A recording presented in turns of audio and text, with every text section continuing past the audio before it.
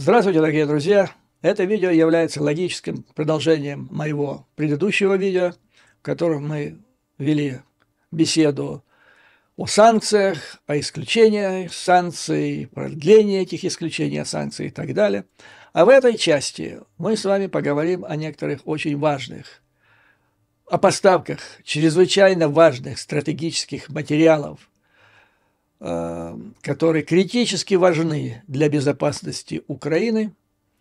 Ну, а также вернемся к плану, который я вам излагал еще в апреле 2022 года, целью которого было поставить под контроль мировых цен на нефть и образовать совсем другую геополитическую реальность на Ближнем Востоке, в котором будут подорваны интересы Ирана, Китая и Российской Федерации. И вот мы сейчас, прошло фактически 2 года, и мы сейчас находимся буквально на пороге тех важнейших событий, которые сейчас должны произойти. Вот я вам сейчас все об этом и расскажу. Итак, по порядку. Давайте все-таки вернемся к ценам на бензоколонки и к вот этому продлению исключения из санкций, касающихся 10 российских банков. Все-таки давайте признаем, что бензин – это не товар двойного назначения. Даже если это не капля, а там весь бензин, допустим, из Российской Федерации. Хотя, опять-таки, на него существует эмбарго. Но это не товар двойного назначения. Но давайте поговорим о таком товаре двойного назначения, которым является титан.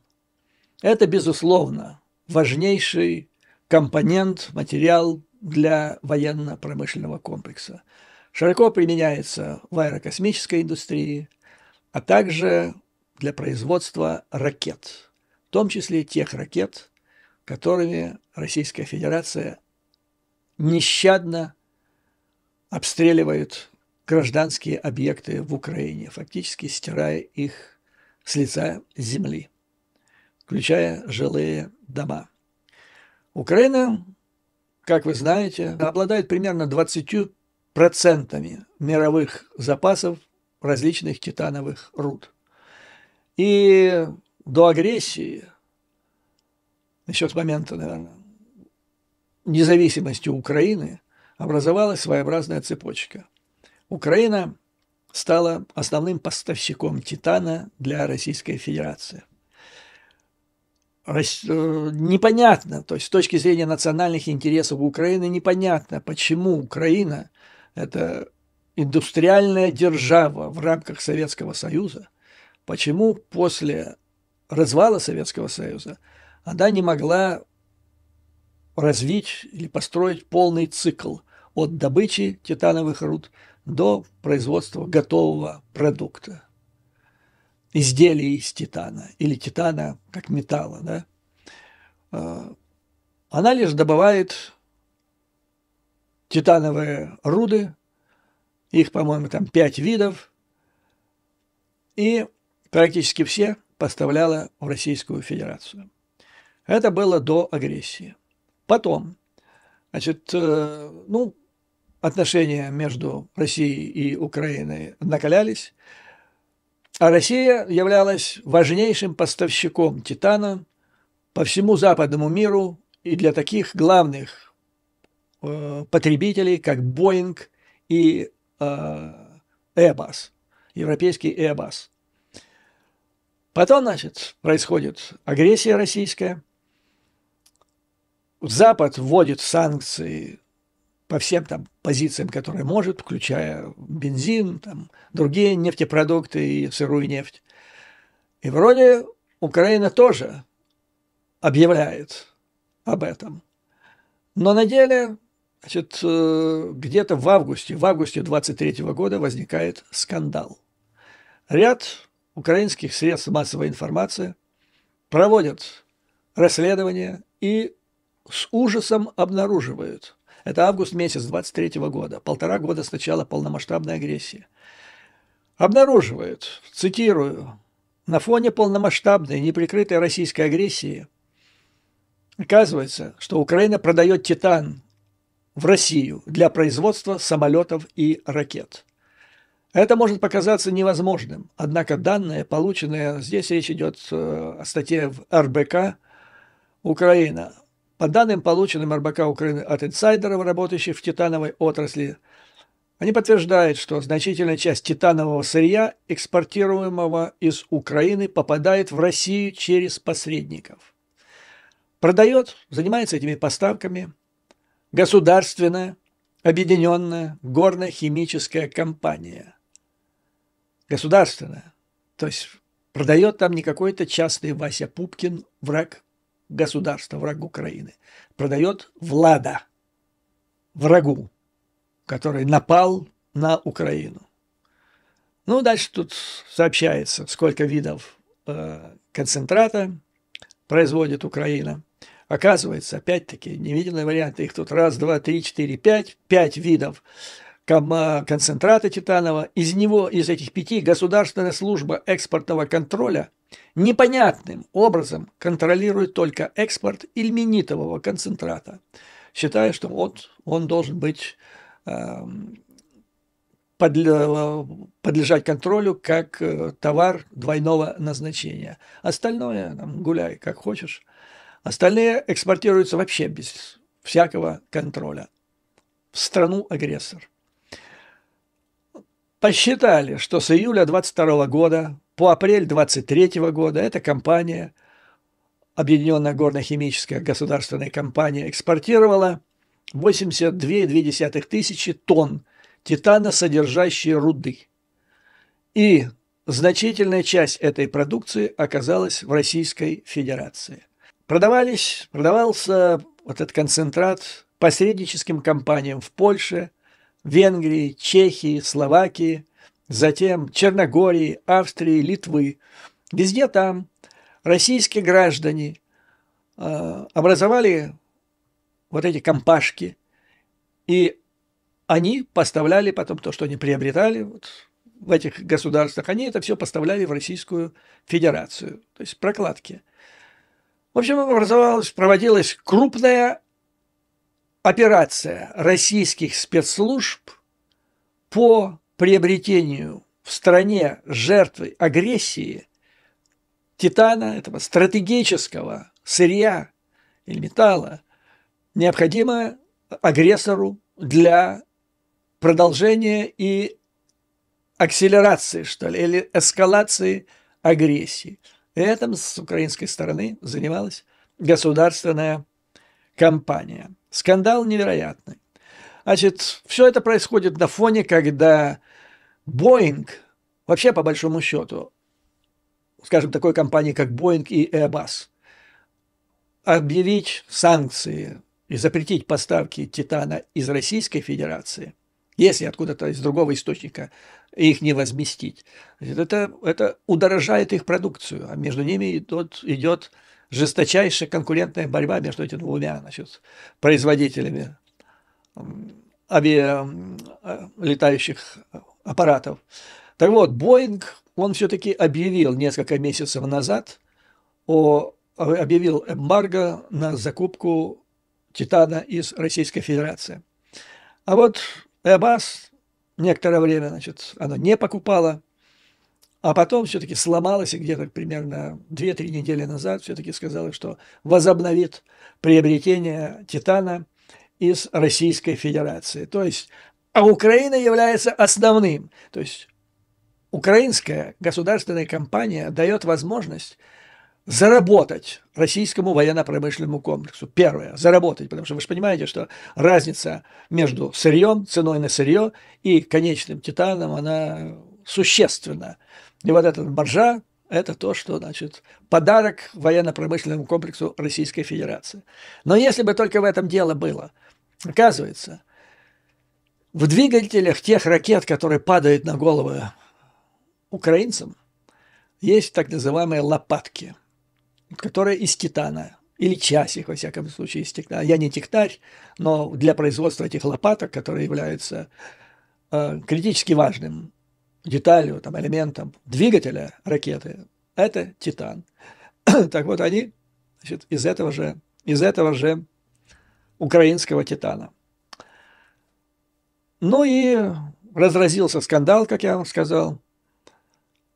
Немножко, так сказать, побушевало это в нескольких источниках, не в большом количестве источников в средствах массовой информации Украины, и как это все это затихло. Влада, судя по всему, значит, не проявила никакого расследования. Вообще в любом нормальном государстве это крах бы был этого правительства. Было бы слушание немедленное в парламенте, невзирая на то, что идет война. Ну, в общем, разобрали это правительство на части и метлой бы выгнали всех, включая президента.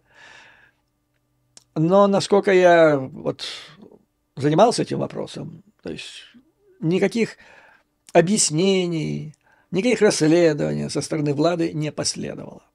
То есть она просто проигнорировала, типа, на начасе. Ну, на начасе поднимать вопрос о том, что нельзя давать врагу материал, из которого он будет делать ракеты, которые потом будут падать на твою голову. Есть у них дела поважнее. Надо бабки считать на офшорных счетах, видимо.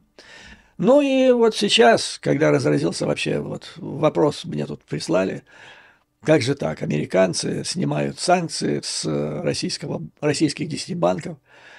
Занимаясь этим вопросом, я поговорил с рядом экспертов по титану здесь, в Соединенных Штатах Америки, и спросил, ну как, Украина перестала продавать титан России вот сейчас, после скандала августа 23 года? И общий ответ такой мне вот прислали в письменном виде. Судя по результатам той информации, то есть судя по той информации, которой мы владеем, не похоже, что Украина прекратила продажи титана в России, несмотря на продолжающееся российское вторжение в Украину. Украина продолжает экспортировать значительные объемы титанового сырья, такого как титановые концентраты, посредническим компаниям в Европе, которые затем поставляют эти материалы в Россию. Вот такая, господа, печальная ситуация. Поэтому мы, конечно, можем высказать свое фе президенту Байдену за то, что он по каплям разрешает капать российскому бензину в американские бензоколонки, поскольку у него выборы. Но надо что-то делать, понимаете? Я не гражданин Украины, я не имею права писать петицию и размещать ее на сайте президента Украины или где-то там есть украинского правительства, но этот вопрос подлежит решению и обсуждению в конце концов. Но нельзя же давать врагу оружие, которым он потом тебя уничтожает. Первое. Во-вторых, поскольку это нетранспарентные все операции и поставки, то, вероятно, доходы из них идут в офшоры. То есть тогда получается, что лица, вовлеченные в это дело, они делают грязные кровавые деньги на жизнях украинцев за счет каждой ракеты, которая падает российская на Днепр, на Одессу, она приносит этим лицам, которые причастны к этим продажам в Киеве, серьезные прибыли. Они практически продают страну врагу. Я думаю, что если бы нашелся какой-то ответственный политик в Украине, который мог бы сформулировать и поместить соответствующую петицию в Киеве с требованием рассмотреть этот вопрос и доложить украинскому народу, как обстоит дело с поставками титана сейчас в Российскую Федерацию. Я думаю, что это тот вопрос, который необходимо решить, потому что вот вести такие дела и в то же время призывать на мобилизацию 300 тысяч человек, но оно как-то несовместимо совершенно одно с другим. Ну никак оно не вяжется. Абсолютно. Ну и теперь еще сделаем шаг назад с того, с чего я начал.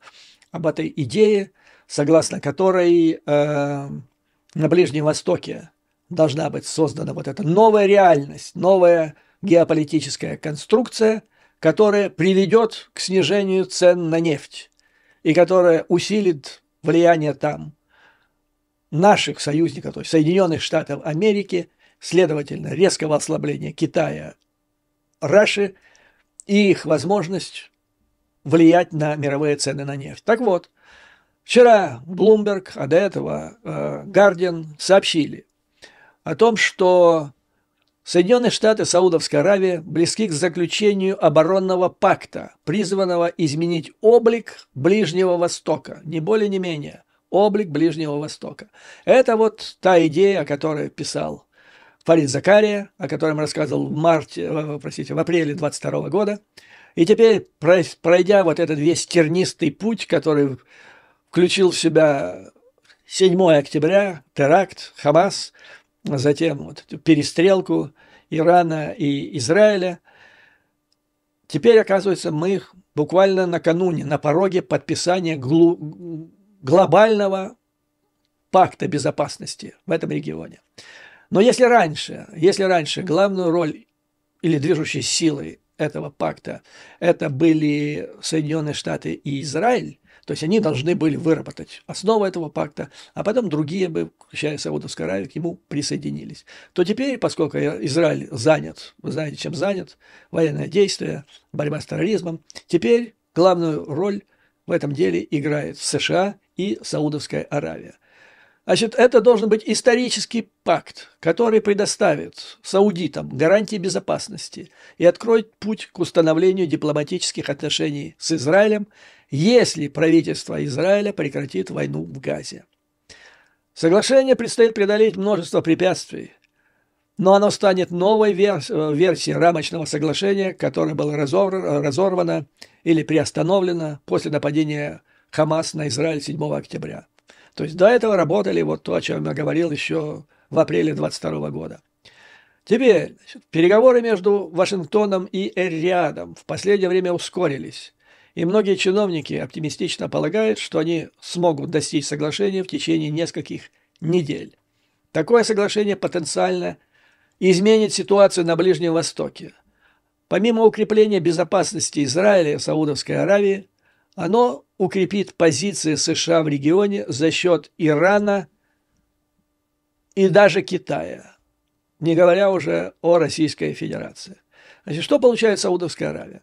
Она получит достаточно сильное соглашение, то есть настолько сильное, что для этого потребуется ратификация в Сенате США. Саудитам дадут серьезные гарантии в области безопасности, то есть Соединенные Штаты всех участников, а туда, по идее, еще могут войти, скорее всего, войдут рано или поздно Египет, Бахрейн, Марокко, Иордания, затем те самые Эмираты, и всех их от Ирана под зонтик конвенционального оружия, а также ядерного для защиты от Ирана возьмут Соединенные Штаты Америки. Кроме того, саудитам дадут новейшее оружие, и их допустят.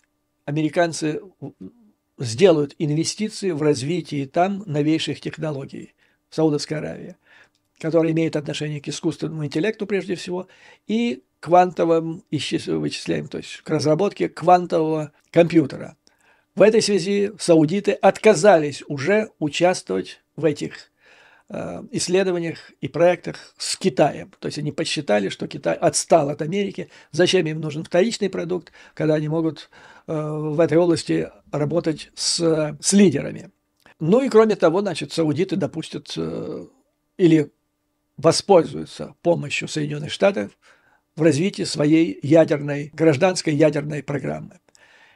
И как только Соединенные Штаты, Саудовская Аравия достигнут договоренности по всем этим вопросам, они подключают к себе Израиль в лице Нетаньяху и делают ему такое предложение. Он присоединяется к этому. И его Соединенные Штаты тоже берут под зонтик от Ирана. Тот зонтик, которого по большому счету формально не было, когда Иран обстрелял, вот вы знаете эту историю, массово обстрелял Израиль своими ракетами. Теперь американцы берут Израиль под зонтик, затем там целый ряд инвестиционных, затем интеграционных, экономических, региональных программ. То есть все в шоколаде должны быть. Все в шоколаде, учитывая немеренное количество денег у саудитов. Но ключевым условием для Нетаньяху станут прекращение войны в секторе Газа и согласие на создание палестинского государства. То есть теперь США и Саудовская Аравия становятся лидерами в этом процессе, и как только их сделка сейчас самое главное, потом, то есть если Израиль отказывает, Нетаньяху отказывается участвовать, окажутся Соединенные Штаты и Саудовская Аравия в этом альянсе. Израиль, значит, окажется ни при чем. Здесь есть, правда, препятствие. Это возможная позиция Сената Соединенных Штатов, которые, потому что от Сената нужно будет одобрение на поставку новейших видов вооружения саудитам. Поскольку сенаторы, ну и вообще законодатели, по-прежнему настороженно относятся к принцу МБС за то, как он поступил с диссидентствующим дописывачем или контрибьютором Вашингтон-Пост по фамилии Кашоги. Ну, то есть человека убили и распилили в Турции. Ну и еще один вопрос. До сих пор Саудовская Аравия вместе с Российской Федерацией играла на повышение цен на нефть. Теперь вот эта конструкция будет подразумевать, что Саудовская Аравия теперь должна будет решать этот вопрос и координировать с Западом, прежде всего в лице Соединенных Штатов Америки. И тогда эмбарго на нефтепродукты Российской Федерации можно объявлять на 100%. На 100%. По всему западному миру. И если весь западный мир это все объявит и не будет покупать, то кому Индия будет производить эти все нефтепродукты, если некуда их будет толкать? Тогда все. Это та игла, которая разрушит всю нефтегазовую индустрию Российской Федерации и закроет крантик над главным источником ее дохода. Такая, господа, ситуация, то есть круг замкнулся с апреля 22 года, когда впервые возникла эта идея, начала работа по этому военно-дипломатическому экономическому проекту на Ближнем Востоке. И сейчас конец апреля, когда это было опубликовано рядом изданий, включая Guardian и Bloomberg. На этом, дорогие друзья, позвольте закончить этот выпуск. Слава Украине, вооруженным силам! Враг будет разбит, победа будет за нами. А вам, дорогие друзья, как всегда, выдержки, мужества, твердой веры в нашу неизбежную победу. До новых скорых встреч!